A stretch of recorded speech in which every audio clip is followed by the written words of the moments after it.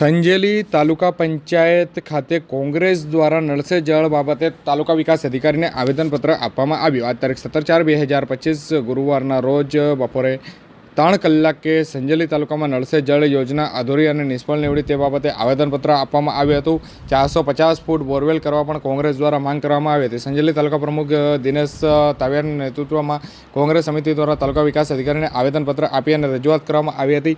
જયેશ સંગાડા જેઓ કે કોંગ્રેસના આગેવાન છે તેઓએ જણાવ્યું કે નળ સે જળ યોજના જે વડાપ્રધાન નરેન્દ્ર મોદીની મહત્વાકાંક્ષી યોજના છે તે પણ દાહોદ જિલ્લામાં સદંતરે નિષ્ફળ નીવડી છે। સંજેલી તાલુકામાં લગભગ 56 ગામડાઓ આવેલા છે। નળ સે જળ યોજના આવી ત્યારથી જ દરેક ગ્રામ પંચાયતમાં પાણી વેરો લેવાનું શરૂ કરવામાં આવ્યો છે અને ગ્રામ પંચાયત દ્વારા જે બોરવેલ આપવાનું બંધ કરી દીધું હતું, જેથી હાલ આકરા ઉનાળામાં પીવાના પાણીની ખૂબ તંગી સર્જાઈ રહી છે। જેથી તાલુકા વિકાસ અધિકારીને વિશેષ ગ્રાન્ટ ફાળવી જ્યાં વધારે જરૂરિયાત છે તેવા એટલે કે હિરોલા, બોડાડુંગર, કરંબા, અણીકા, ગોવિંદા તળાઈ જેવા ગામોમાં 450 ફૂટ બોરવેલ મંજૂર કરી આપવા માટે માંગ કરવામાં આવી હતી।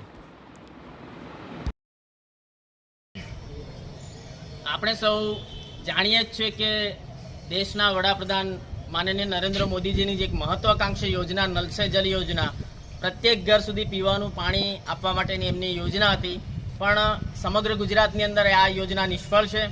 દાહોદ જિલ્લામાં પણ આ યોજના સદંતર નિષ્ફળ છે। સંજેલી તાલુકાના લગભગ 56 જેટલા ગામડાઓ છે। આ યોજના આ 56 ગામડાઓમાં પણ નિષ્ફળ છે। હાલ આકરા ઉનાળાની અંદર પાણીની સમસ્યા સર્જાઈ રહી છે, પીવાના પાણીની ખૂબ જ તંગી છે।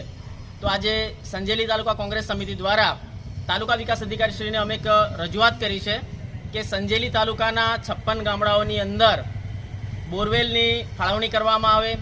લગભગ 300 ફૂટ જેવા બોરવેલ કરીએ છીએ પણ તેમાં પાણી નીકળતું નથી, એટલે 450 ફૂટ ઊંડા બોર સંજેલી તાલુકાના ગામડાઓમાં તાત્કાલિક ધોરણે આપવામાં આવે, કારણ કે હજી તો લગભગ 3 મહિના જેટલો સમય બાકી છે।